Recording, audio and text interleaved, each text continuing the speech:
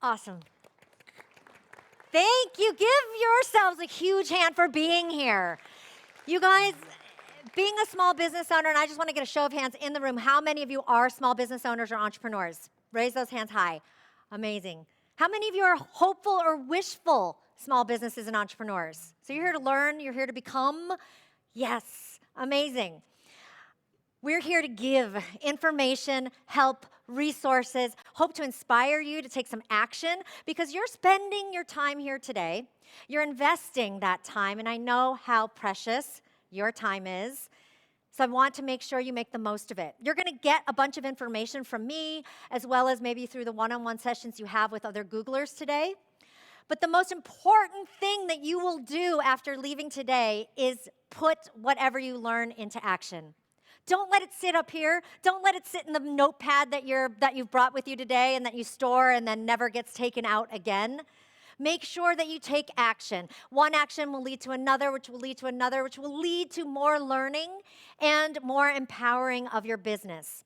How many of you feel like already you know everything there is to know about marketing? None of you? Okay, so you're in this to win this, you're in this to learn. My name's Carissa St. Laurent, and I've been a small business owner and entrepreneur for going on 20 years. I started my first company in the city of Los Angeles, and back then, the world of digital marketing literally was having a website, and that website essentially being an online electronic brochure, right? You put up your information, and you then hoped people would find you online by doing a Google search. Times have changed. Technology has changed. The tools and the products that you have at your disposal to do marketing have changed. And that's exciting and empowering on the one hand, but it also can be frightening and a lot of work on the other hand. So Google has provided a bunch of tools and products to help make your life as a digital marketer easier, to make your presence online more powerful, and for you to then be able to connect to the people that matter to your business. I've been with Google as a speaker for Grow with Google for the last 2 years, talking with folks like you, meeting incredible organizations like the community partners that we have in this room today, supporting small businesses and entrepreneurs throughout not only Canada, but the United States. I live in Portland, Oregon. Anyone been there?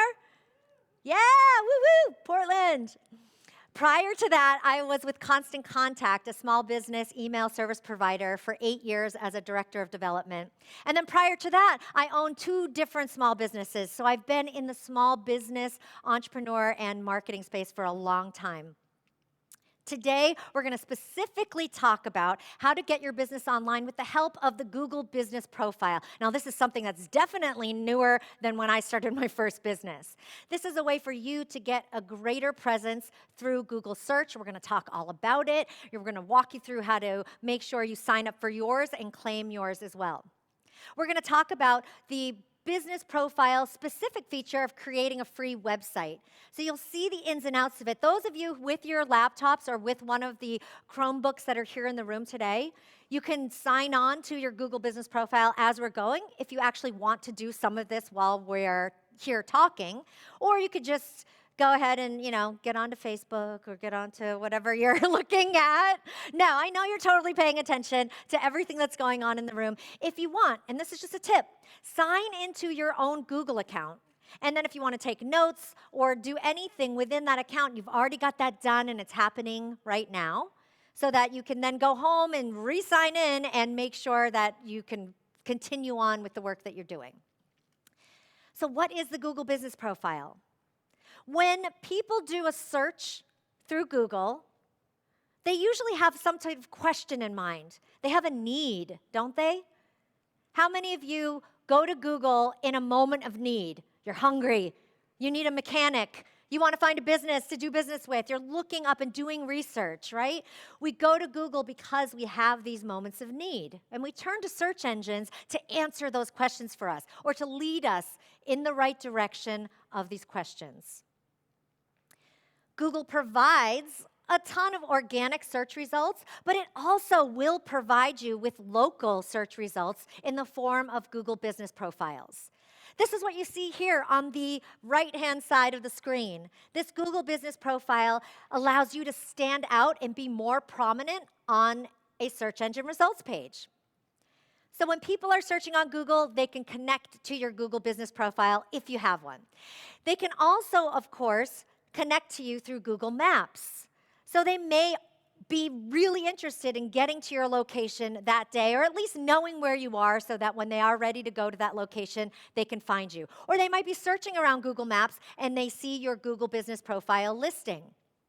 We'll talk about the different ways to configure your business profile, whether you have an actual brick and mortar location, like a chamber of commerce that people can come into, or if you have a service-based business that serves a specific area, but you actually work from your kitchen table at home and you don't want anybody coming over and visiting that home office location, right?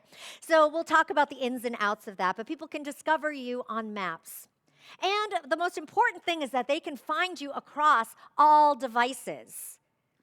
How many of you have your smartphones on you right now? Hold them high. You got it? Got it on you? How many of you are on it right now? Yeah, some of you are actually on them right now. We have these things on us all of the time. We're accessing the internet, we're accessing web pages, and we want to make sure if people are accessing and seeing your Google Business Profile on whatever device they're using, it's going to look amazing and give people the ability to engage with you really easily from whatever size screen they're using.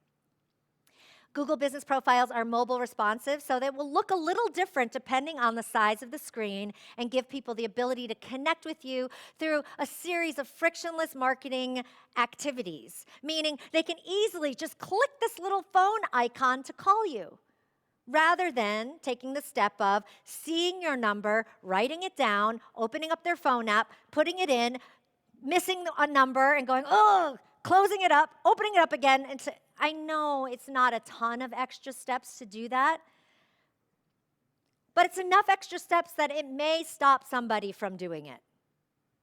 We want to make sure that every single point of engagement with you and a potential customer is as seamless as possible, as easy as possible for them to connect to you and engage with you. Let's watch how a real small business is using the Google Business Profile now so you can see how it's all working for them. My name is Damie Hahn. I'm the 4th generation of Faley Seafood here in Baltimore. We're one of the oldest seafood companies in the country. Not many places can say that they've been in a family for 126 years. Bill and Nancy are my parents. My mom is the queen of crab cakes. We make anywhere from 1,000 to 1,500 crab cakes a day out of the best ingredients I could possibly get. It's nice to have someplace that you can go. It's friendly, and there's a lot of love. This is my son, Will, 5th generation of Fadleys. When people search for us, it's important for them to be able to find us, and Google's the perfect place to do that. It's neat that you can see how many people hit you on a certain day. Having that information allows us to be able to say, you know, look, we may have a crowd, and that's huge. Right now, it's oyster season. We have a wonderful oyster stew. We have wonderful fried oysters. We have this beautiful raw bar. Google can help us tell our customers what's in season. It's key to our survival. Knowing that Fadleys will still be here warms my heart. It's not a dunce cap, it's a crab hat. On a dunce. On a dunce.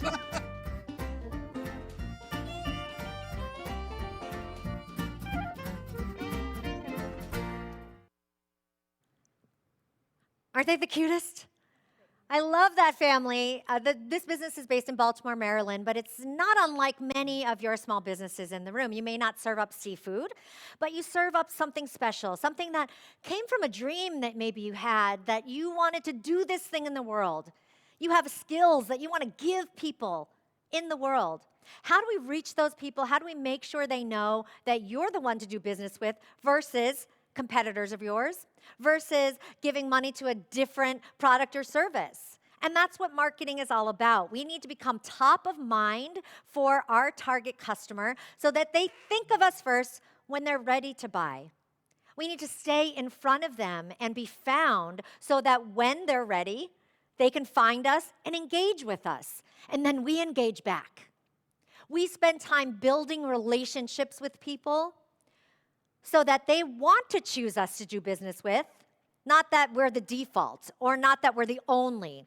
Because most likely you aren't the only organization or person doing what you do and offering what you do. We need to make sure that we can be found, and the Google Business Profile allows you to be found and have that great deep engagement. So this is the anatomy of a business profile from the mobile phone version. How many of you have interacted with the business profile before? Raise your hand. Yeah, awesome. So you know what this feels like to interact with these, right? Just click that little call button or click the little directions button to get right to the Google Maps.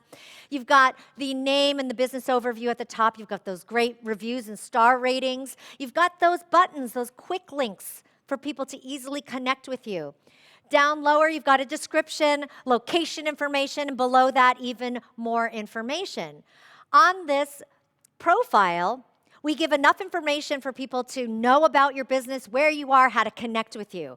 But then beyond that, there are engagement features that are built in so that if people do interact with this business profile, they are interacting with you at whatever stage they're at in the customer journey. The customer journey is long, and it can be longer for certain products and services than others. I was talking to these folks over here who have a residential real estate agency, and selling a home is a much longer process than potentially selling a sweatshirt, right? So whatever the length of that customer journey is for your target customers, you need to be there every step of the way. To be discovered when they go to Google and search. To be able to engage with them with information that intrigues them so they choose you over another to connect with and maybe potentially sign up for an email list or watch your videos. The customer journey will culminate in a purchase, hopefully, among some of those folks. And then even beyond that, we're advocating and promoting businesses, the ones that we really love. And we're doing that for businesses that are taking the time within their marketing to give us reasons to promote and refer them to other people. So this cycle, this what I call the virtuous cycle of marketing, is bringing people back to you to discover you and start that customer journey with you. You have the power through your marketing to influence people at every stage of that customer journey. It's important that we keep up then and we update our Google Business Profile. You're updating it with information because people are going to see it regularly. It's going to pop up on a search engine results page. Someone's going to see your information, but maybe they're not ready to visit your business. But they see a post and that sounds interesting to them. They click on it and it goes to your website. Maybe they just look at it and read the reviews that day. There's a bunch of different features that are in here. You should keep those all up to date so that this profile is as relevant and fresh and updated as possible. The mobile app will let you do this while you're on the go. So make sure that from the Android store or the iOS store, you get the Google My Business app so that you can access your Google Business Profile and update that just the same way as you would from your desktop dashboard. When it comes to businesses that, I would say we all operate on a schedule, even if you don't have a brick and mortar location where you actually open and close your doors to business. If you're a service-based business, you probably don't want to take calls at midnight or take calls at 3 in the morning. We all have business operating hours. Make sure those are accurate on your Google Business Profile. And then make sure if there's a special holiday coming up. We've got Remembrance Day coming up on Monday. So if there's a special holiday coming up, make sure that you update your Google Business Profile to show, you know what, I'm not going to be at my phone or in my office or in my store today. Have those special hours up so that you don't disappoint somebody if they do try to engage with you, with a call, with a visit. Have any of you ever gone to a business that said it was open at a certain time, but you arrived and it was closed? Has that happened to any of you? How does it make you feel? Bad? Frustrated? It's disappointing, isn't it? The last thing we want to do is to disappoint someone that we haven't even gotten money from yet, right? So these people who are our customers, these people who are potential clients, our members, we want to delight them every step of the way. We want to make sure that we give them every opportunity to engage with us and do business with us. And if we've closed a door before it's even been opened, we miss out on that business and that opportunity. So make sure that those business hours are all updated and special hours are shared. Make sure that you engage with people through the business profile posts feature. So earlier I mentioned that the customer journey is long. The middle stage of the customer journey, so once somebody becomes aware of you, okay, I know that this business exists, cool. Then we enter in this really long stage of consideration. Now, we need to compare and contrast, do research. The business at that moment or those moments of consideration are doing everything they can to build up interest and desire in their brand with you as the target customer so that you choose them over your competitors. That doesn't just happen naturally. It's not just something that you want to let be the decision of your target customer. You want to guide them. You want to educate them. You want to advise them through this period. You also want to excite them and inspire them through this period of consideration so that they feel good about doing business with you.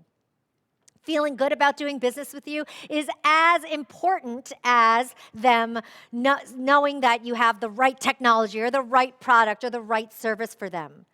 People want to feel good about the brands that they interact with and do business with, and certainly that they build loyalty among.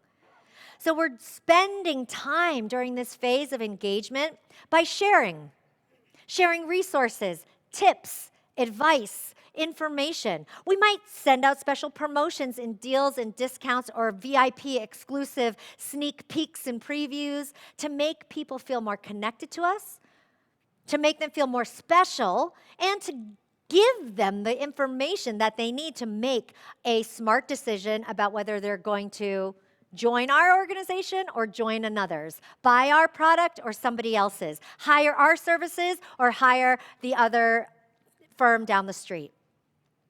So posts can be thought of like a social media post.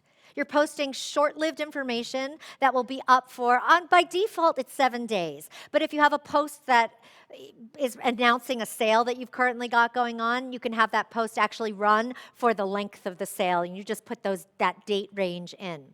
These posts give people something else to see about you. I hate to break it to you, but people don't just want to know that you are the best and you sell the best products and services. That's what we want to say, right? We feel so inclined to tell people how amazing our organizations are and how amazing our products and services are, but that's not what people want to hear. They want to hear about what is in it for me. Why are you the best? Why should I trust you? Are you credible? What kind of information do you have? So what you're doing through this process is essentially proving to your target customer that you're the best. Here's some great information. Here's an article. Here's some tips. Here is an ebook that we created. Here's a downloadable guide. Here's some videos that we created. Here's a way for you to come to a free event to get to know us and learn about us. Here's all these different ways to engage with prospects who can become your customers as well as your current customers. Posts give people that ability to engage with you in that way when they want to just learn and do research and get that information and build up that interest and desire, as well as that trust and credibility to do business with you versus a competitor. Now, of course, we want to have photos. All of our marketing needs photos, right? Images speak 1,000 words. We need images in order to convey what our brand is and what it stands for, why they should care, why they should feel good about us. So our images are there to convey who we are, what we sell, how we operate, the things that we do. They don't just need to be beautiful product shots of every single product that you sell. You are conveying your brand through all of your marketing photos. Make sure those photos are taken professionally. Now, it doesn't mean you need to hire a professional photographer, but if you want to, Google has a whole host of trusted photographers that you can work with. You can take beautiful, professional-looking photos, however, from really just your smartphone. But make sure that they look good, crisp, clean photos. Make sure that they highlight aspects of your business. Make sure that they show what it is you're all about. You can post photos throughout the business profile as well as videos that are up to 30 seconds long to give people a real sense visually of what your brand is all about. How many of you in the room are businesses that take appointments? Can I get a show of hands? You take appointments, great. So if you are a business that takes appointments and that is your livelihood, that's your main service, is an appointment-based business, and you happen to work with a scheduling software that Google is partnered with, then you can integrate that with your Google business profile. So for example, if you're a restaurant and you use OpenTable, you can have that linked to your Google business profile and people can connect to OpenTable with your restaurant and book a reservation directly through the Google business profile. Sometimes I get people saying, well, wait, then don't you miss out on people going to your website and going all around it and checking it all out? Sure, but you got their business. Right? The people who want to go to your website, peruse all around it, they're at an earlier stage of the customer journey. They're maybe not quite ready to make that reservation or book that appointment with you. Save that traffic and those clicks to your website for the people that are doing the research. But when people are ready to book with you, we want to make that as fast and simple and easy as possible for them to do it directly through the business profile. So you don't lose out on them, taking a few moments to think about it and going, maybe I should go to their website, and then they get lost in it and then they don't actually book the appointment. Let's get it done.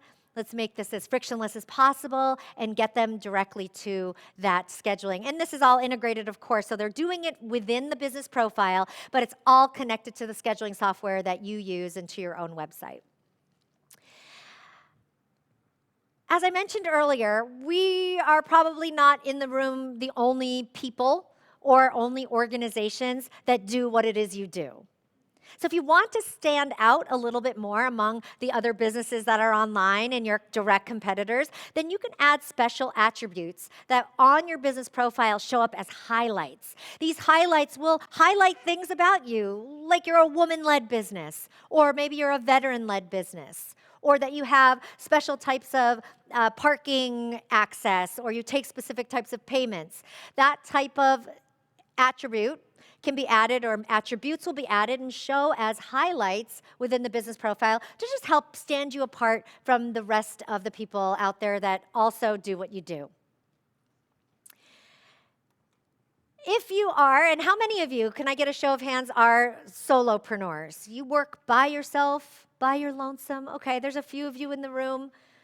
Make sure you hook up with some people here that are in the room and create some brain trusts and create some personal advisory boards and make sure that you're using the amount of energy of other entrepreneurs as well as the organizations that are in the room to help support you in your growth. Because I know what it feels like to be a solopreneur and to work on your own. And it can be kind of a lonely business. But the rest of you then, that means you've got a team, right? And if you want that team to be able to connect to your business profile and be able to do some things as well, then there are different levels of access. That's coming up on another slide. This is all about managing your customers and reviews. Make sure that you manage your reviews so that people can hear from you. So how many of you, when you see a business profile, you actually notice the stars? You notice those stars that are there? Yeah. How meaningful are they to you in choosing one business over another? Very? Would you say very meaningful or not so meaningful? Very meaningful. We want to encourage people that we do business with to leave us reviews. Don't just leave it to the people that think about doing it. Actually ask people to leave you a review. You had a great experience with a customer, ask them to leave you a review. It can be on your marketing materials. It can be on your website. Ask for those reviews and and even give people links to give you a review. Within the Google Business Profile, you can create a short name for your business profile. It will be g.page/ whatever short name you choose, and then /review. You can send that to people as a link, and people can leave you a review directly on Google. Encourage as many reviews as possible with the people that have had a great experience. Because occasionally you will get a negative review. We all do, and they're up there. So if that happens, you want to make sure you have all sorts of other positive reviews that make that other one, one in the other hundreds that you have. You're going to manage all of that process through the Google Business Profile and access that, be able to respond to reviews, be able to reply, and to be able to handle people's requests if they have left something, information that you can actually act on within your business. If they've left that information in the review, you want to take that information and create better business decisions out of it. There's always some little grain of truth in every review, even in the negative ones, right? So make sure that you use that information to create a better business for you. All right, now moving on to messaging. Yes, we're going to take questions, just all of the Googlers that are in the back of the room, we're going to take questions afterwards. So we can just hold those right now. So messaging has become an indispensable way for people to connect to businesses and to get information and have exchanges. Messenger apps are starting to become a really important way of connecting because sometimes people just don't want to talk to somebody. Or they can't talk to somebody because they're communicating with you and from a Google event, or from the office at the dentist where they're waiting to go into an appointment. Wherever you might be, you don't want to miss out on communications with somebody who wants to communicate with you because you can't talk to them. And they may choose to use it because they just would rather message you than call you. The messaging feature, which currently is tied to text message, it's moving and migrating to an app messaging system, allows people to message you and for you to message them back and for either party to cut off that messaging whenever they so choose. So if you decide, you know what, I've given this person enough of my time and information, and you can stop. And they can certainly stop too if they decide, I don't want to hear from this business anymore. Fantastic way for you to engage, answer questions, give people information, and make them feel good about connecting to you and your brand. It's a great time for you to do personalized, targeted messaging. Now we're talking about a lot of marketing features, a lot of engagement features built into the business profile that allows you to connect and allows people to get to know your business. But how are they connecting? What are they spending time doing? The whole measurement side of marketing is an oftentimes overlooked aspect of marketing, where people go, all right, great, I messaged somebody, I sent off an email, I did an online ad and I pushed it out and whew, I'm done. But if you don't know what happened in the interaction with that ad or with that email or with your, even with your organic listings, if you don't know what happened when people interacted with that, you're missing out on the other half of marketing, which is measuring against the goals that you created in pushing out whatever marketing piece or campaign that you pushed out in the first place. So this whole Google Business Profile is one big marketing engine for you. It's capturing people's attention across various points of the customer journey. So you want to see where they're interacting with you, and that happens through built-in insights. These insights will allow you to see things like, how are searchers finding you? How are people actually connecting with this Google Business Profile? Did they actually type in your actual business name? Or did your business profile come up among other businesses like yours through another type of search query? You'll see things like the volume of calls that you received on certain days. information, everything that is pulled out from their interaction with your Google business profile will be put into these insight reports and tell you how people are interacting, tell you where they're interacting with you, to make sure that you can do the best that you can with your business. So for example, you might see that you get a lot of calls on a day where you've decided, I'm going to take half Fridays in the winter. I'm going to take half Fridays, I'm going to go skating, and I'm going to spend some time in this winter wonderland, and because I don't think I'm going to be very busy on Fridays. But you might see through your Google business profile that you're getting a high volume of messaging and calls on that half part of the day on Fridays. So that's going to tell you not only things that you might change and alter with your marketing, but things that you might also change and alter with your actual business practices as well. Now, here's that slide I was getting to earlier. I got a little ahead of myself. When it comes to you working within your business profile, within your business in general, you can add different managers to your business profile that have different privileges. So you, as the owner of the business, let's say, will be the owner, and you have all privileges. You have all the ability to do everything. Then you can add in managers and site managers to give them different privileges within this profile to help you manage this process. Because this is not something that you just create and leave and let go. And that's the same with your website, which we're going to talk about later. It's not just something that you create and just leave up there as a static digital entity that people can interact with. This is something that you're updating regularly, that you're using as a piece of engagement, that you're putting up marketing posts so that people engage with you regularly. This is something that you'll want to keep updated, which means you may want to call on some of your team to help you out with that. So let's talk about how to create a business profile. I'm going to walk through the steps. Now, for those of you who are at computers, if you want to walk through these steps with me, feel free. Otherwise, everything is printed out in the workbooks that you've received. I've also got my friend Nick here in the room. Nick, can you raise your hand so everyone can see you? Nick is our GMB expert here today from Google, so make sure if you have some questions, if you're having any difficulty with this process, if you are following along, the other Googlers that are here in the room, just raise your hand and they will come over and help you out, okay? So creating a business profile all begins by going to google.ca/business. This is printed in your workbook, so if you don't want to walk through, if you just want to watch and listen to me right now, then you can do this from home or from your office later when you leave. But you're going to go to google.ca/business and sign into your Google account. Signing into a Google account will connect you to all of the Google Cloud so that you can access all of the applications, but we're specifically going to connect to the Google business profile. You're going to add and select your business. You may see your business pop up in this bar, and if it does, select it. If it doesn't, just keep typing and add the name.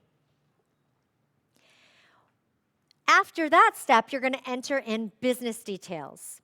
These business details will begin with asking your address. So now, for those of you who do not have a brick and mortar location that people actually come to, this is where you're going to choose the option. There's a little checkbox that says, I deliver goods and services to my customers. So you serve a specific area. You don't want people seeing a pin with your home on there for your business, for example. Or maybe you have a factory and you don't want people showing up at your factory to buy your products. That's where you'll choose that option. And then you'll choose cities, zip codes, or by region, what area you serve. There is an option, too, to do both, to where you have a pin on the map and people see your address, and you can also show your service area. And that would be for a hybrid type of business where you do have an office, but you also serve this area with your pizza deliveries. The next thing you're going to do is add a business category. Now, Google does not have every single type of business that exists here. So if you happen to be a pet psychic, Pet psychic may not pop up here as a business category, but pet services or something related to pets will. So choose the business category that best relates to your business, and that's going to categorize you with the other businesses that are like you. This helps you in search because when someone types in pet services, you as a pet psychic may come up with the other business profiles that are all in that business category as well. They may not know about you. They may not know about pet psychic services, but they're going to see it, go, huh, that's interesting, and potentially find out about you, click on you, and start to engage with you. The next thing you do is to enter in all your other business information. So this could be a phone number, a website. If you don't have a website, there's a little checkbox for you to click, I don't have a website, and that will prompt you to start and create a free website through the Google Business Profile, which I'll walk through in just a moment. So you'll provide those details, and then you're going to get to this verification step. This is where we all stop.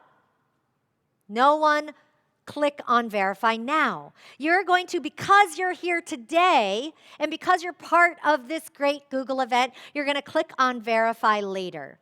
Verify Later is going to help and allow you to get expedited verification. So your business profile will get verified quicker than it will through the regular process. So make sure if you are doing this today, you stop at where it says Verify Now, you click on Later, and then you're going to enter in and go to the URL that's listed in your workbooks. It's also up here on the screen. And you're going to go here to initiate this expedited verification. After we finish this session, we're going to have a break, and that'll be a great time for you to work on some of this. Raise your hands. Googlers will be throughout the room to help you through this process, and make sure you're getting this done in the correct way. All right, next, let's talk about the free business builder. This is a free website tool that's built into the business profile. You choose website from the dashboard navigation for the Google Business Profile.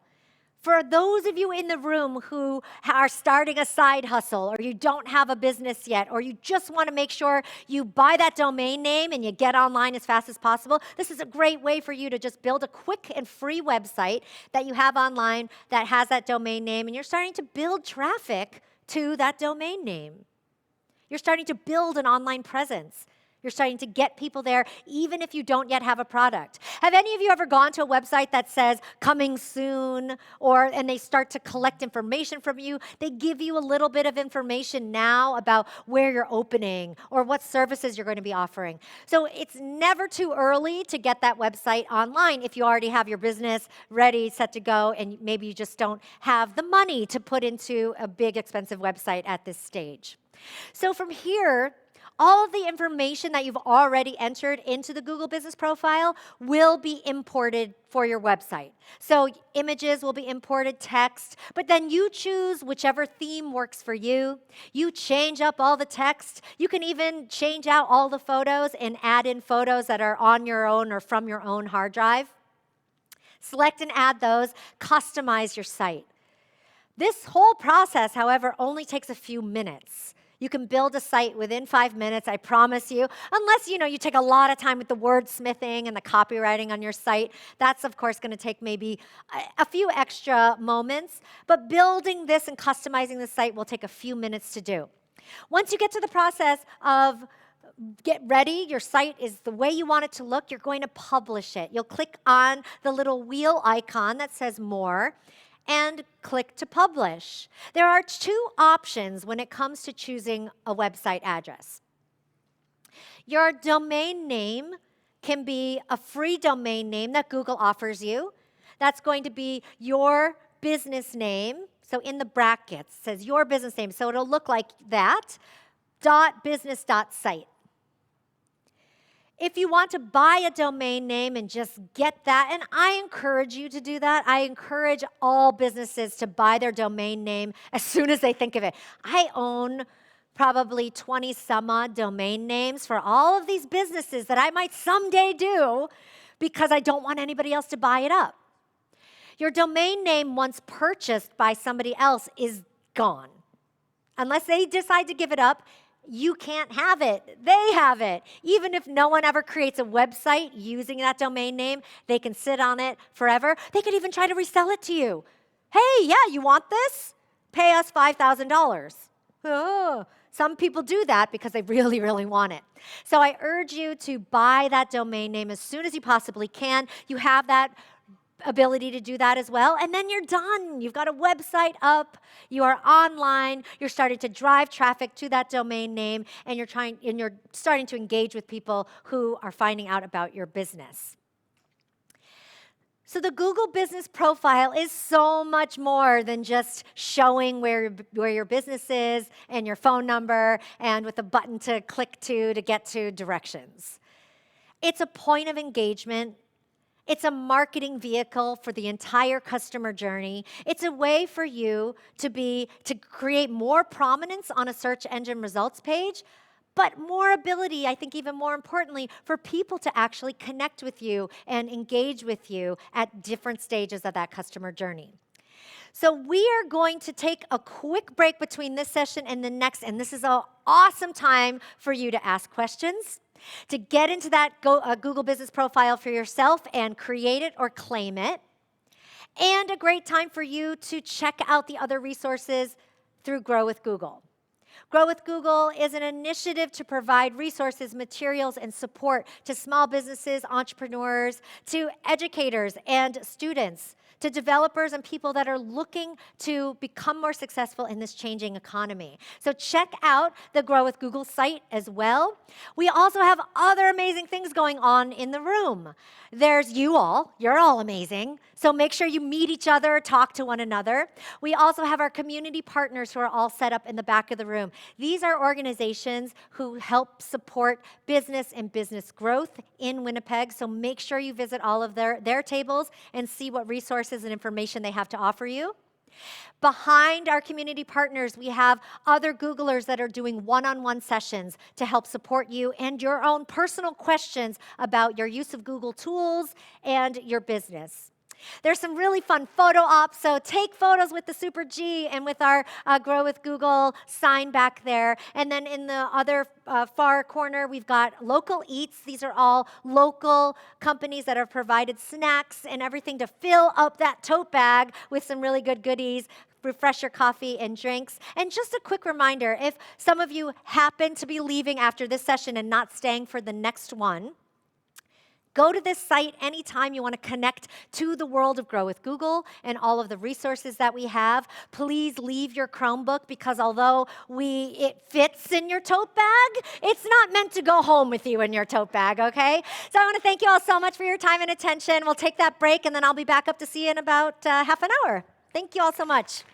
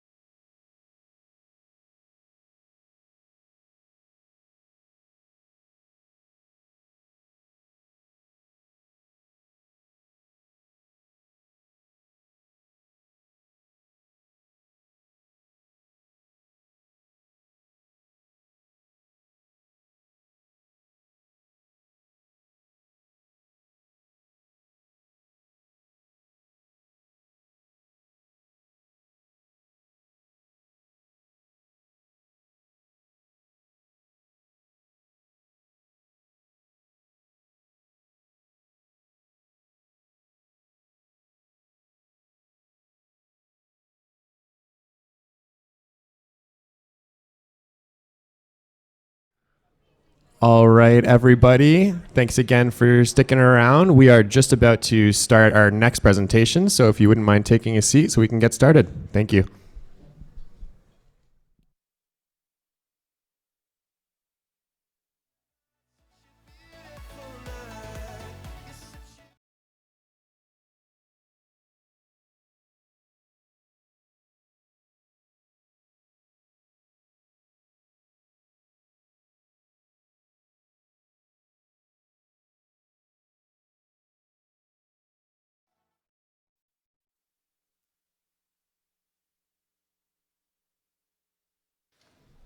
Is it good now? All right. Thank you, everybody. Carissa, welcome back to the stage. Go, thank you, all of you. Did you get some good snacks from our local eats? Did you get questions answered? Yes? Good. Are you all feeling a little bit more inspired and smarter about the work that you're going to do to your business and on your business when it comes to marketing? Let's get a heck yeah if you are. Heck yeah. All right, good. That's why we're here. We're going to be with you for a little bit longer. This next section, we're going to talk all about how to reach more customers online with the help of Google. But before we get started, I want to show you, we've got that video queued up to show you that we were going to show you this morning. The Manitoba Mucklucks are a really fantastic example of a local business that has gone global. So let's watch that first. I think it's important to know where you come from. Our people have lived here for thousands of years. I'm still connected to it. It gives me power. My name is Sean McCormick. I'm the founder and CEO of Manitoba Mucklucks. Manitoba Mucklucks is an Aboriginal-owned footwear brand based in Winnipeg, Manitoba. Muckluck is a fur boot Native Americans wore for the last 10,000 years, as long as they've been in North America. For the last 400 years, Aboriginal culture has been turned upside down. The mission for Manitoba is to change our community's futures for the better. The biggest challenge is telling our story to more and more people. Most consumers don't know what a muckluck is. They've never heard of a muckluck. And so we had to find a way to get in front of people who are looking for warm winter boots, or authentic boots, or comfortable slippers. We sought out Google AdWords so that we could find those consumers and they could find us. It democratizes commerce. It allows us the same level of exposure as billion-dollar competitors. We've gone from that first year selling 2,000 pairs to about 200,000 pairs this year. Through our growth, the community grows. In order to ensure that these ancient art forms stay alive, we work with Aboriginal artists that are still doing the traditional arts like muckluck making or birch bark biting. Birch bark biting is drawing with your teeth instead of drawing with a pencil. We put it on our website, we sell it to consumers across the world, and the artist gets 100% of the proceeds. The message is you can take care of yourself. The message is you can share and you can help others. The message is you can do what you want to do. Of course it's important, because it's who we are as people.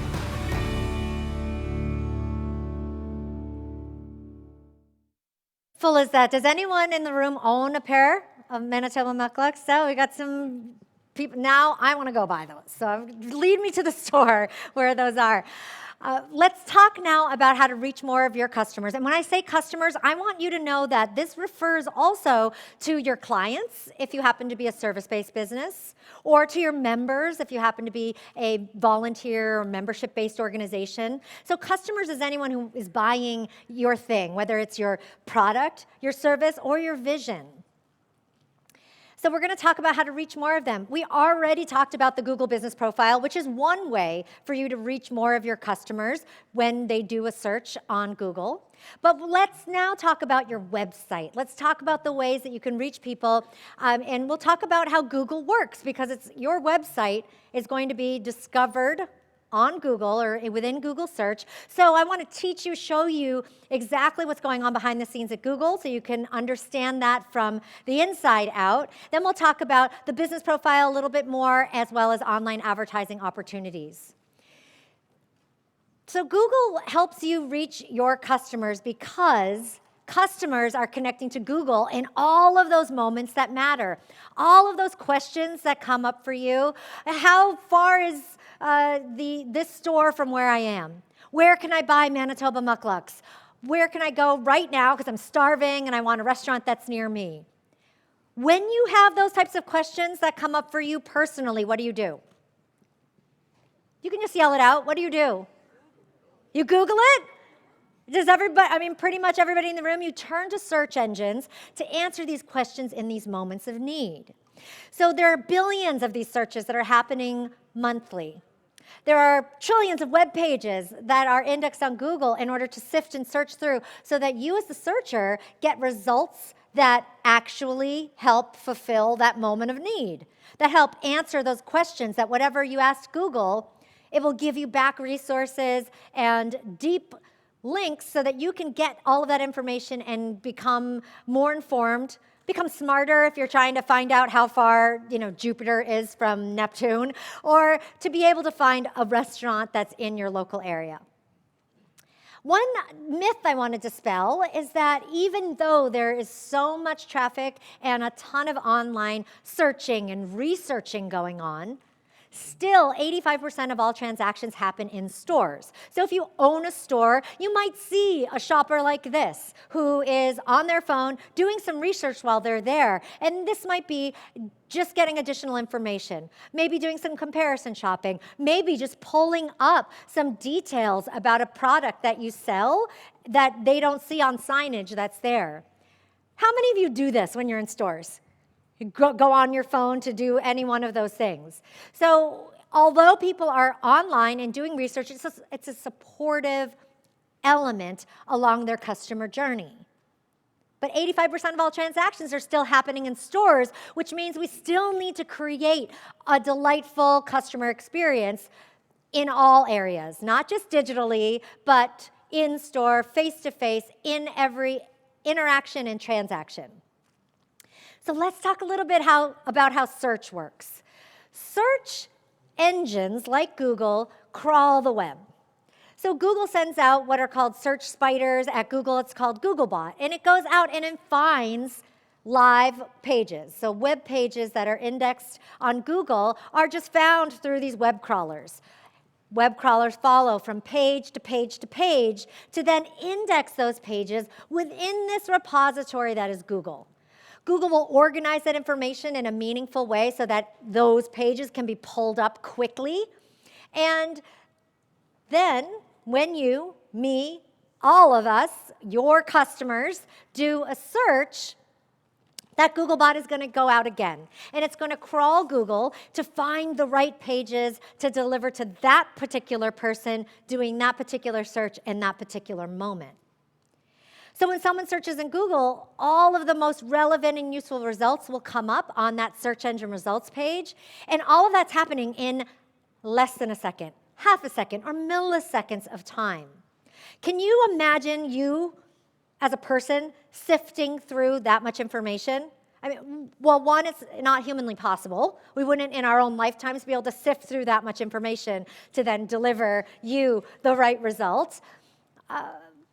But we also wouldn't be able to do this without the help of Google's organic search algorithm. So Google's algorithm is what's going to rank the web pages that end up on a search engine results page in the order that they do. So it all begins with a search query. And we've all done this thousands of times, right? You open up Google, you open up your browser, and you type in whatever it is you want to ask Google. So we type in a search query, and then we've got this great search engine results page, shortened or acronymed to SERP. If you've ever heard that term, that's what it stands for, search engine results page. So your search engine results page has on it all of these organic search results or natural results that come up based on what Google thinks you are looking for to answer your question, to fulfill your moment of need. These search results are divided or organized into snippets. So each of these is called a snippet. That snippet has different parts. What is represented by this blue line is the title, the page title of that particular web page that result is pointing to. And then you see a URL, which is the link, and then you see a description. All of that can be controlled by you.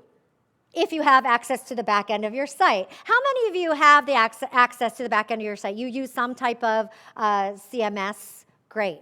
And then for those of you who don't, this is information that either your webmaster, web developer will handle, or you would seek out SEO specialists and SEO agencies to help you with this. And we actually have an SEO agency in the room, First Rank. Can you wave your hands, ladies?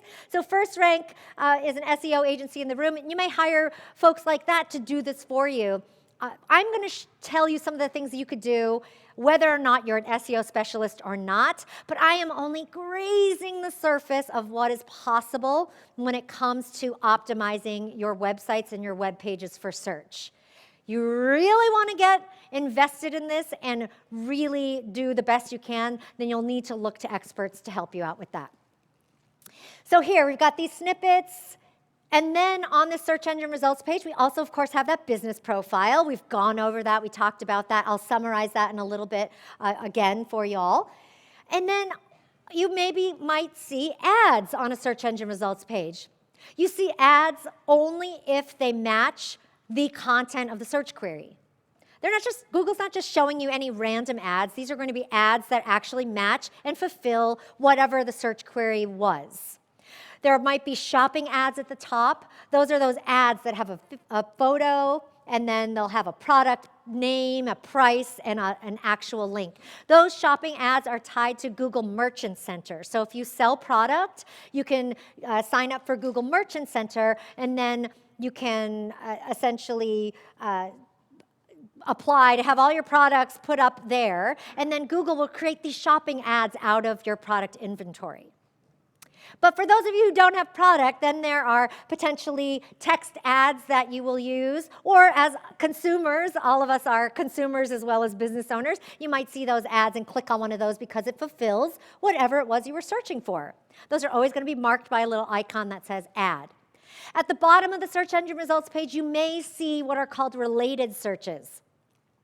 I love giving people the advice of using related searches, not only when you're searching. So I'm talking to you all as, we all search, we're all consumers, we're all using Google for our own personal uses, but we're also talking about how to use Google as a business to really be able to reach your potential customers. So when you're thinking about Google in that way, then these potential related searches are a great keyword discovery tool. So if you put something into Google search query bar that's a type of search phrase that you want to connect to the type of business that you are, then you'll see these related searches that come up at the bottom, which could be other interesting search terms or keywords and keyword phrases that you use in your digital marketing throughout your website, throughout your content, in order for your business to be linked digitally to those terms. Because every time someone does a search, they're using words to search for something. They're just putting in words. It might sound like Yoda. It might sound like a toddler. It's not usually grammatical, right? They're just throwing words in that search query bar to try to get the best answer that they can get. And those words are going to be whatever pops up into their mind that they think that they're looking for. Most often, those aren't the terms that you would use to describe your business. They probably definitely aren't jargon or industry specifics that you would use. So you have to think like your customer in that respect. How do they search for the type of thing that we do and sell? What are the terms that they would use to ask questions about the kind of content that we're putting out? What kind of questions do they have about our content? Putting yourselves in the shoes of your target customer is the most important thing you can do when it comes to creating content, whether that's keywords or just even creating articles and blog posts as well as your marketing copy. So this search engine results page will have these related searches, and then Google's going to index your web pages once you go live and you publish your site. I want to share one way for you, and then I'm going to share another tool with you in a moment, of searching Google to specifically just look at your web pages, and that's called a site search. You use a site search operator that allows you to do a specific search within Google that's only going to pull up your website's pages. You do that by going to site, S-I-T-E, colon, and then putting in the rest of your website address. Site:website.com will pull up only your web pages, and then you can see which web pages are indexed by Google. You might see that there's a page missing. Well, we can fix that. You might see that, you know what, our page titles and our descriptions don't really sound consistent as a marketing tool. Or, you know what, I'm missing specific keywords in these descriptions that I want to use in order for people to be able to connect to my page more easily and more readily. So that's just a fun way, easy, free way for you to do a site search. I'm going to share a tool that's even more robust that Google offers with you in just a moment that will help you do this and more. But I do want to give you a few tips about how to appear and potentially rank higher in organic search results. These are the SEO tips that I promised you. These are the basic things that you have some control over and can do yourselves. Beyond this, there's so much more breadth and depth of what you can do with SEO, but most likely you'd seek out an agency to do that.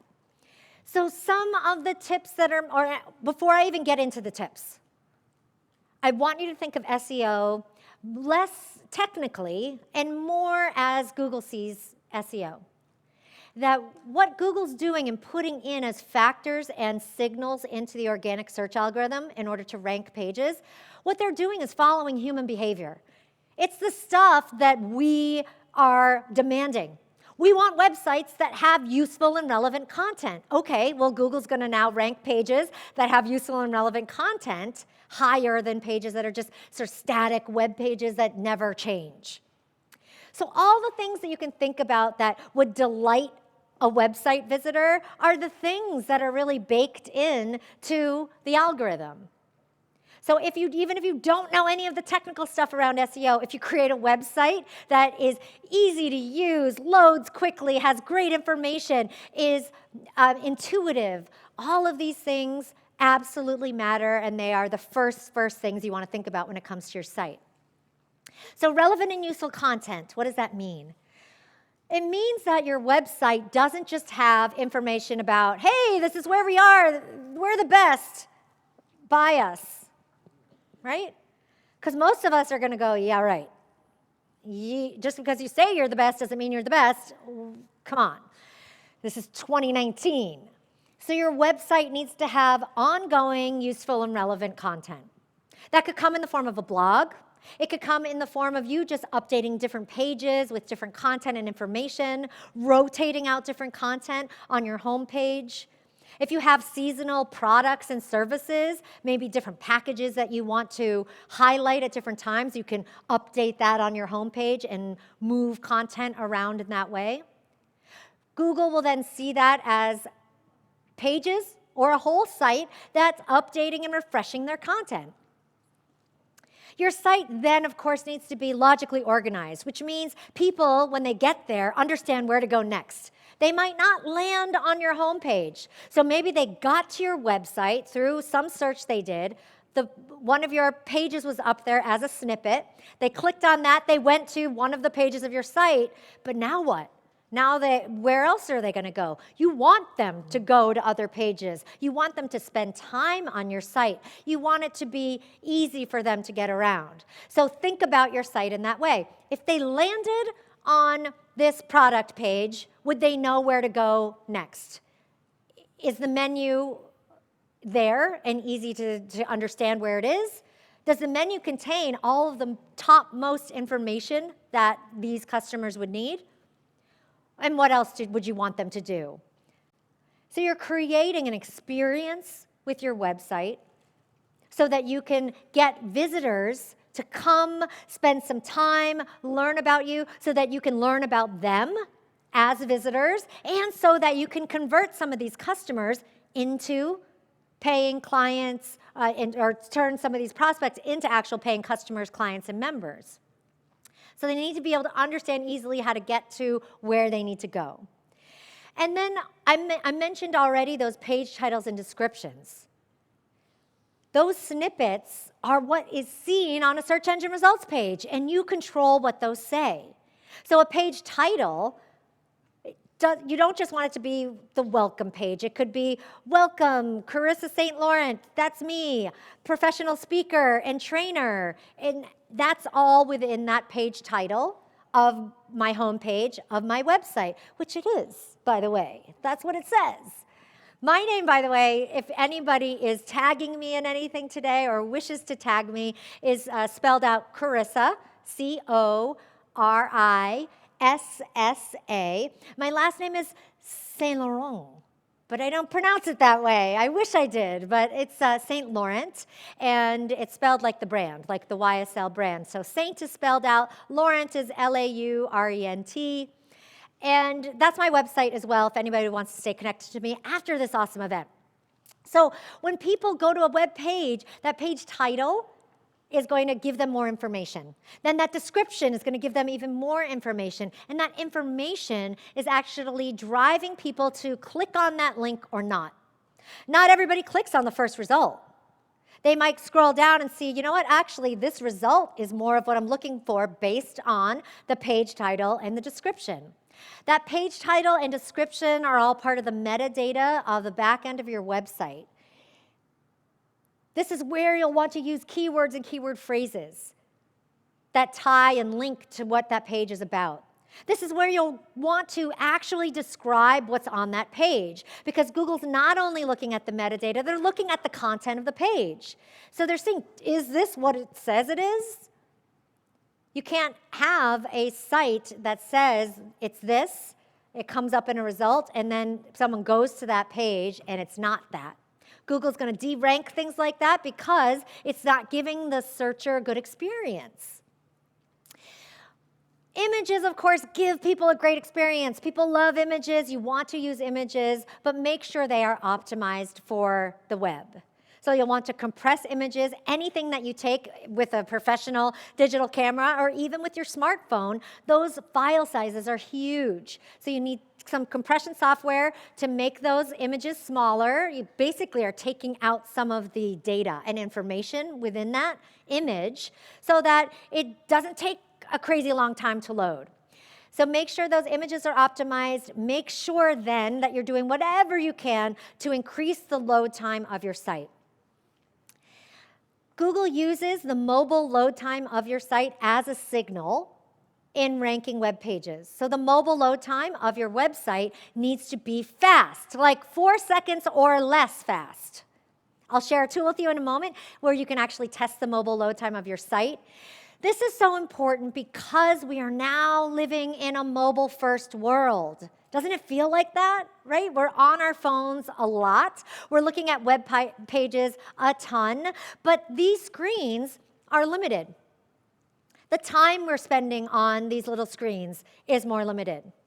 So we need to make sure that we are taking all of those factors into consideration. When someone's on their phone looking at web pages, they usually are doing that when they have a little less time on their hands, right? They're doing that when they're, at a break at a conference. They're doing that when they're maybe waiting in line, for their donuts, or in a break between meetings. So people are giving less time to web pages from their mobile devices, and it's a smaller screen. So things need to load quickly, and people need to be able to easily find what they're looking for quickly. So that load time can be sped up, and I'll share a tool with you so you can see what your load time is and the tips that you're given to speed that up. Lastly, when it comes to mobile, we don't just want to think about the load time. We want to think about everything in that mobile experience. So when you're designing a website or going back and maybe redesigning a website, think of that mobile experience first. What is that going to be? They need to get the full experience there. We are gone with the days of the desktop version of the site has everything. They can do everything there. And then the mobile version, they can do a couple things. That's done. We now have to have that mobile site be the full site. And then for them, for certainly one, it's mobile responsive, meaning that the site will reconfigure for the size of the screen that it's being opened on. 2, it's mobile friendly design. So you have high contrasting fonts, you have really easy clickable buttons and links, because you've got real things like big fingers on a tiny screen. So if someone goes to try to click a link, but then they click another one by mistake because it's so close, it's going to be frustrating for them. You might then lose a potential customer just because of that. How many of you have left a website because it was frustrating you? Raise your hand. Yeah, this happens all the time, right? So you need to make sure that you are not frustrating them, but you're delighting the people that come. Test out that experience, the mobile experience, and make sure you're optimizing not just for it to be responsive design, but to be mobile friendly in general. So that tool I mentioned that helps you, or that will test the mobile load time of your site, is called Test My Site. You go to g.co/Test My Site from your mobile device. You put in your website address, and then it will tell you what the mobile load time is of your site. It's also going to email you a report, which will tell you the things that you or your web developer can do to speed up that mobile load time. This is a free tool. I'm going to share 2 other free tools that will help you in just creating a stronger online presence. Google Trends is a tool that allows you to compare search terms with each other. So for all of us who are doing our own marketing, who are working with and doing maybe some of our marketing, or maybe some of you are here because you are marketing professionals, you know that marketing is all about content. Does everyone know that in this day and age? Marketing today is about content, because that content is what is engaging people. That content is what we are giving to people. We're sort of trading value for attention. Here's some great content. Here's a blog post. Here's a video. Here's an ebook. Here's a download. Here's just some words and pictures, right? Whatever the content is, it has some value to your target customer. That value then is traded for their attention. Well, now they're going to spend some time checking out your content, checking out the rest of your site, connecting to you maybe on social media or to your email list, subscribing to your YouTube channel, staying engaged and connecting to all of your marketing channels.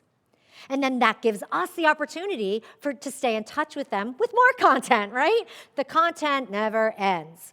If you want to know what search terms are trending more than others, then Google Trends will allow you to see that. So you can take 2 words or 2 phrases and compare them with each other to see which one is trending higher in search volume at a specific time or in a specific region, so you can jump on that bandwagon.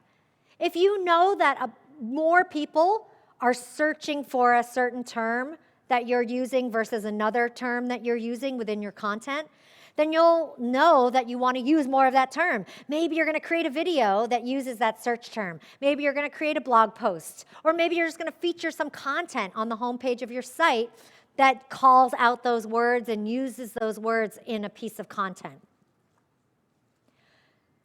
When we do that, and we know people are searching for that stuff, then we have more chance of our pages and our content rising up in the search engine rankings, to then be discovered, clicked on, and giving us that opportunity to engage with our target audience. The next tool I want to share with you is the Google Search Console. This is the tool I mentioned earlier that helps you monitor and maintain your position within Google Search. So you can do a site search like I shared with you earlier, but the Google Search Console is going to give you that information and plus and more. So what Google does, the Search Console does, is gives you information like are all your pages indexed in Google? That's the basic. Then from there, it will tell you things like which search queries led to your web pages showing up in a Google search. It'll allow you to add and remove content and pages from your website, change languages, do all sorts of things that will give you more power so that your website can hopefully rank higher in Google searches.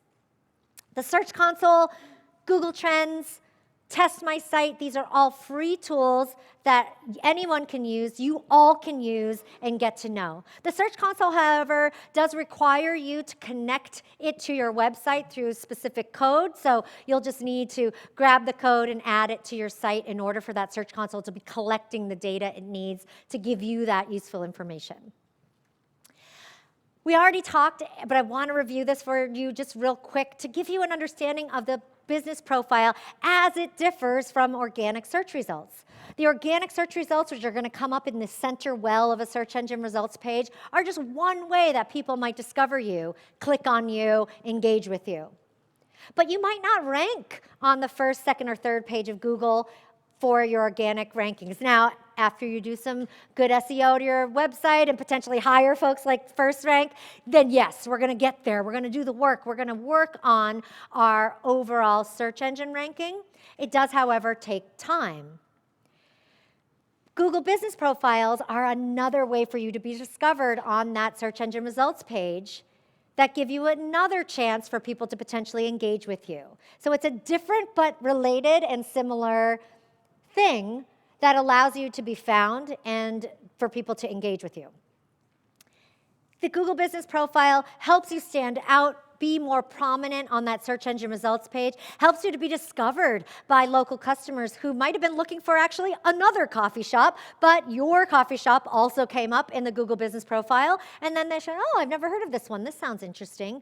So it's a way for you to connect to local customers, engage with them, and do all the great things that we already talked about this morning. You can manage your business information on Google so that people can find you easily. They know when you're open, they know when you're not, and you can keep up to date with all of or any of your business changes there. Those posts that I mentioned earlier are a great way for you to update people about business changes that you've got going on. So you can use those posts to not only tell people, hey, we just published a blog post, or hey, we've got a sale going on, but you could also share, hey, we've got changes going on in our business as well. So to get started with the Google Business Profile, for those of you who already or haven't yet, you go to google.ca/business. Now, during the break or during the last session, how many of you actually created a business profile or verified your one that was already there? Awesome. Okay, so we had a few people actually doing that, and you have more time to do that. We have another session or time after this before we say goodbye today for you to spend some time doing that if you wish. Lastly, when it comes to reaching customers, it's not only through organic search methods. It's not only through the business profile, which is more of a local search type of marketing play. But we can also do paid advertising that helps us potentially reach customers in that respect. We're going to watch a quick video on some folks that are doing just that. I deployed to Afghanistan in 2007. Being there was the hardest part of my life. My stress level was through the roof. Yoga made me realize that I could be able to handle those stressful moments, that anxiety, and I wanted to share that with the military community. So when I decided to open a yoga studio, it was really important to get as many people as possible through our door, not only to help them, but also because we had to pay our bills. My goal was to get people to call us because we knew if we could talk to them, it would be easier for them to show up and come through our front door. It's actually pretty magical because since we've launched our Google Ads, our phones started ringing off the hook. I know my ads are working when more people than normal are walking through the door, when the number of intro offers that we're selling have doubled. And in result, we had to add 10 new classes a week. We had to hire more staff. What I love about Google Ads is that when I'm super busy at work, I can just check my phone and I can instantly track my results. As a small business owner, it's bigger than just you. It's about the families you impact, your employees, your own community. I have somewhere I can let my guard down, and everybody else is here for a common reason. Everybody that I've met here, and they were looking for something in their life to help them, either physically, emotionally, spiritually. Our work makes such an impact on so many lives. We're so lucky that we get to do this. I like to say that I started a community center for adults, and we just happen to do yoga here. So Honest Soul Yoga is probably similar to some of your businesses in that you had something you wanted to give to the community. You had something that you wanted to share and create a business around that. They were competing with some other very large and established yoga studios in their area. And in order for them to differentiate themselves within search, they started this Google Ads program to be able to be found, not because they weren't organically ranking the way they wanted to. And this has really given them the edge that they needed to get in front of their customers. At Google, we created something called Smart Campaigns specifically for small businesses. So Google Ads has been around for a long time. There may be some of you in the room who use Google Ads already. But Smart Campaigns are a format of Google Ads that are designed specifically for small businesses because they're easy to use, really quick to start, and they don't require a lot of maintenance and attention to them. So Smart Campaigns all begin and can be set up in a few steps. They all begin by you choosing where you want your ad to appear. So there are two different ad networks for Google. There's the Search Network, and then there's the Google Display Network. The Search Network is where you'll see ads on a search engine results page. So those are great ads to place when you want to reach people who are actually searching for the thing that you do and sell or the stuff, the information that you share. If someone's in that mode, like they're ready, they want more information about your industry or you specifically, then a search ad is a really great way to capture their attention. The Google Display Network is 2 million plus sites and apps that show Google Ads. So this is a great way to get in front of people who aren't necessarily know about you yet or who aren't necessarily researching you and searching on your business, but that may discover you through this network of websites where your ad may appear. How many of you have had this experience? You have been on a website, you're shopping around, you find something, you're like, oh man, I love these boots, I want them. Maybe you're on the Manitoba Mukluk site and you're like, oh, I love these boots, I need these boots. You put them in the shopping cart even, like I'm gonna buy these boots. And then you're like, oh man, I can't buy these boots right now. What am I thinking? I gotta wait. I need my next bonus to come in, or I have to wait until after Christmas, or whatever it is. So you leave, and you go off, and you cry a little bit. And then 2 days later, you're on another website, and you're like, oh, there are those boots. Those are the boots. Have you had this experience? Maybe not with boots, but something else? Things follow us around because of remarketing. So sites that are hosting remarketing ads are hosting ads for advertisers potentially like you who are trying to re-engage people who've done certain things on their website. So maybe someone comes to your site, they put the boots in the cart. You want to be in front of them again, right? They're a lead for you. So let's get in front of them again as soon as possible. And the Google Ad Display Network that's one of the ways that it's used. The other way may just be that you choose different sites that you want your ad to show because you know it is that your target customer goes and browses those types of sites. So these are two different networks. You choose where you want your ad to appear, and then you start the process. Create a Google Ads account by going to ads.google.com. You enter in your business name and website, and then you're going to choose a goal. I'm specifically walking you through the Smart Campaigns step-by-step for small businesses. The Google Ads, if you're doing another type of Google ad, have a lot of other steps involved, but these are the simple steps that we've created to make it really easy for a small business to create an ad quickly. So the first step, or after you put in your information, is to choose which goal you have for your ad. A goal for your ad should never be, oh, we just want to tell people what our website is, or we just want to put our name out there. That's not a goal. A goal is that we want to drive 10% more revenue on this particular product, or we want to get 50% more people to our next event than the other one, or we're trying to do something specific. The more specific your goal, the better you can measure it, certainly, but then you can also create an ad that's very specific and targeted to the right audience.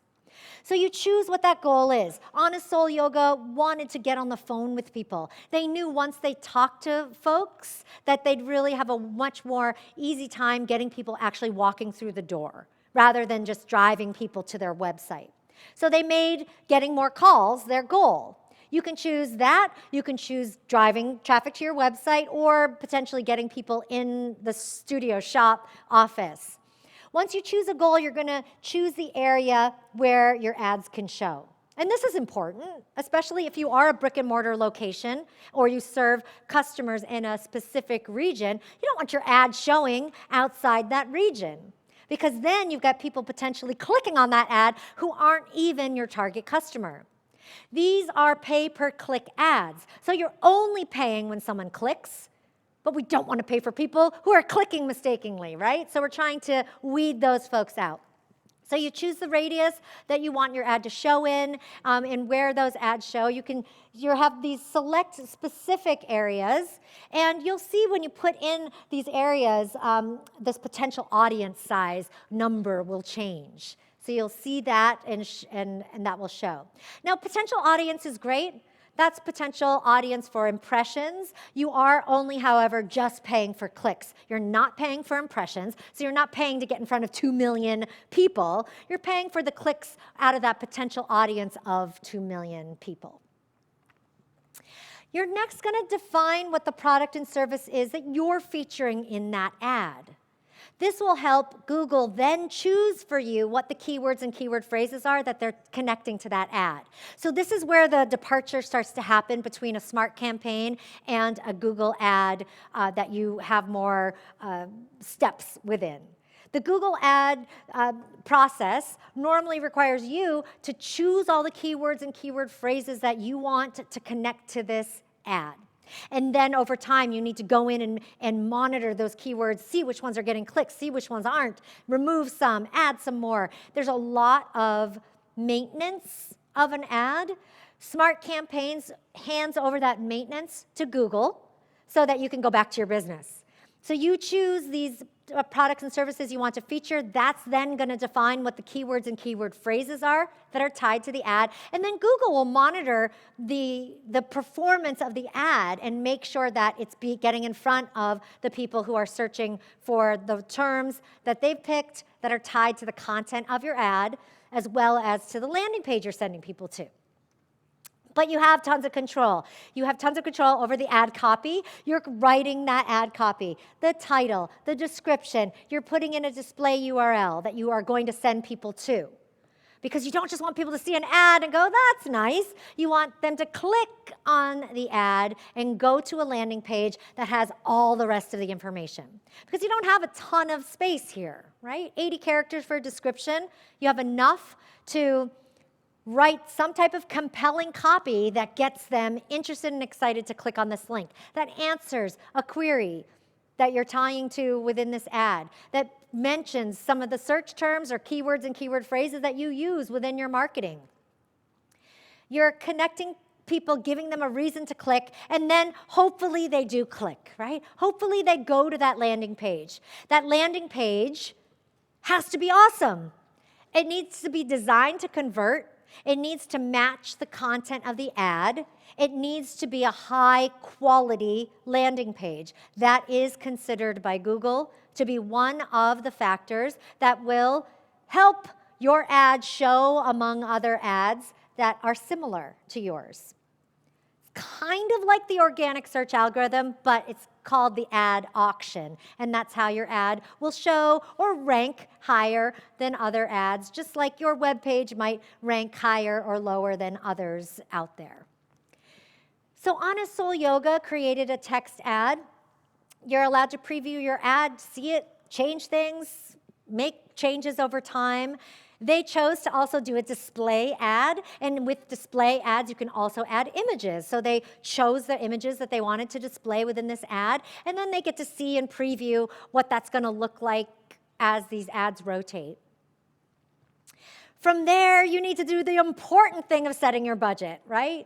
How many of you are made of money? You have all the money in the world. No, we don't. We need to be spending this money wisely. So set your budget, and then Google will never go over that budget for you. It's going to set your bid price for you. It's going to do all of that harder to do things when it comes to doing Google Ads, and it will make sure that your ad is performing in the best way possible. You'll then choose when you want this ad to show. Because if your goal is to get people to call you like Honest Soul Yoga, they don't want their ad to show at times that they're closed and they can't take those calls. So you choose the days and times you want your ad to appear so that you get the most out of it. And then you do have some control over those search phrases by being able to remove irrelevant search phrases.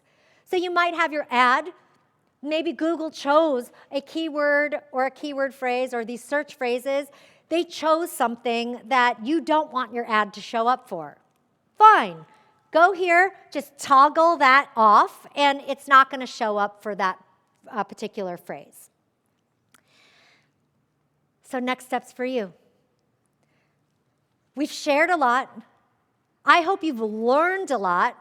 How many of you have at least 3 things that you're going to do with your business when it comes to Google and marketing from today? Can you raise your hand if you have at least 3 things? Okay, awesome. If you don't have at least 3 things and you want 3 things, come talk to me after. I will give you a list of things that you can do. But your next steps really are to make sure that you create a site that has a delightful user experience, that starts to employ some of the SEO best practices and strategies so that you can rank higher in organic search.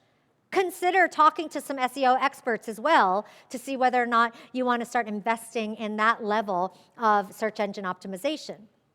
Then, of course, make sure you create, before you leave today, either create or claim your business profile. That expedited verification is only for today. So if you want to get your business profile verified in a faster way than what happens normally with the postcard that they mail to you, and then you have to get back the code, etc. If you don't want to go through that process and you just want it to happen faster, then make sure you do that today before you leave. And then lastly, go to Google Ads and check out all of the power that that will provide you in order to reach more customers and more potential business from all of the power of Google Ads. Smart Campaigns is just one of the Google Ad types that will allow you to reach customers. It's a really easy entry into doing digital advertising if you've never done it before.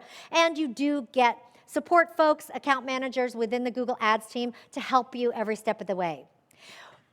Mentioning support folks and all the support you get from Google. When you have a Google business profile, there is a support link within your dashboard where you can contact a Google My Business support person as well to get questions answered and to get help that you need. So we try to be there as much as we can for you as a technology company that may not be, next door that you can walk into our office. We try to give you as many options as possible to connect with a real person, whether it's through a phone call, an email, or an online chat, so that you can get your questions answered. But guess what? We're not leaving. So you have real Googlers in the room today to get all of those questions answered. So if you have other questions that we didn't cover today, maybe something around Gmail or Google Photos or anything that you might have, feel free to ask those questions. We will, if we don't personally know the answer, we will find an answer for you and make sure you leave here today feeling empowered, feeling excited to try the new things you've learned, and feeling a little bit more googly. Are you guys feeling more googly? Yes? Awesome. Okay, cool. So make sure, however, all of the things we're talking about today require a Google account, so create that if you don't have one already. I'm going to leave these resources up here, but make sure you keep that workbook handy. That workbook has every single one of these slides printed out in it. So all the information that I've shared today is all printed out within the workbook. Keep that handy so you can go to these URLs, visit these different microsites, get more information and help. There's obviously more information and help on the Grow with Google site as well. Training, materials, resources. We have certificate courses. We have all sorts of ways of learning. We have a gentleman in the front here who's actually part of our IT professional certificate program. So if you have questions about what that is and how it's going, talk to this guy. But there are people and resources to help you through that Grow with Google site. I hope you feel a little closer to what Google has to offer and what you can do with it.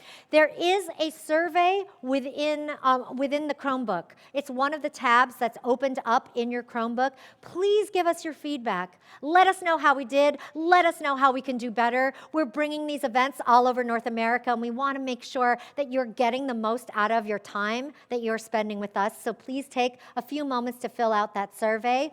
And we're going to be here. So we're going to be here till 1:30. Time to visit with the community partners. Time to visit with us Googlers here and ask questions. Time to take some fun photos by the Super G and back here. Let people know that you were here, what you learned, and what you were able to take out of this event. I want to thank you all so much for your time and attention. Feel free to stay in touch with me if you want to connect with me and you didn't get my name when I mentioned that earlier. Just come on up. I'll stay up at the front of the room for a little while if anybody wants to come and chat with me. And I'll look forward to chatting with you all out here until 1:30. Sound good? All right. Thank you all so much. Can I just get a time check real quick? 10 to 1. It is 10 to 1. Okay. So before we break, I want to take some questions. And I think we have some microphones in the audience already. Yes? Do we have mics in the audience? Mics in the audience. So if you have a question that I can answer that you really think is going to be helpful to the rest of the room, because if you have something that's very specific to your business, that's great to go and grab a Googler around and to do a specific one-on-one help session with them. But if you've got a more general question that I can answer for you now, I'm happy to take some. We got one up here, front row. You mentioned the messaging from the business profile page. I've used that a little bit, and I think there's been some messages coming out that that's going to be discontinued. What is that changing to? Sure. So for anybody who has already a business profile who has enabled that, we were using SMS text messaging as the messaging platform, but we're switching over to an in-app messaging platform. So it will be that you're going to message or connect to people who are messaging you through the Google My Business app rather than through your cell phone. Yeah, you're welcome. Any other questions right now? Right here. Oh. Hi. Hi. Google Analytics is something that we haven't, as a chamber, dived into too much recently. I know that you guys have a great online training center. Mm-hmm. Can you just kind of break down what is the best use of it? Like why should we use it and kind of the best way to get started on it? Sure. So Google Analytics is a web analytics platform. It connects to your website and then will monitor the behavior of your visitors. It's going to tell you where people came from, so it's going to tell you the source of the web traffic. So where did people come from? Because they might land on your products page, but come from all of these different places, right? So where did that traffic originate from? It will tell you then what they do when they're on your site. So it's going to show you the behavior flow when they're on your site. So you can look at that and see, I see people never going to this page. Why is that? Or maybe you can see that people are spending a ton of time on this page. It will tell you audience demographic information, like their age ranges, the language that they speak. It's going to give you a ton of information about your actual website visitors and then what they do and their behavior on your website. You can also set up conversion goals. So I mentioned conversions earlier, and conversions really are getting your customers to pay for something or to give you something. And giving you an email address could be considered a micro conversion, but paying for an event ticket might be another level in conversion, but then buying your services package is the big conversion.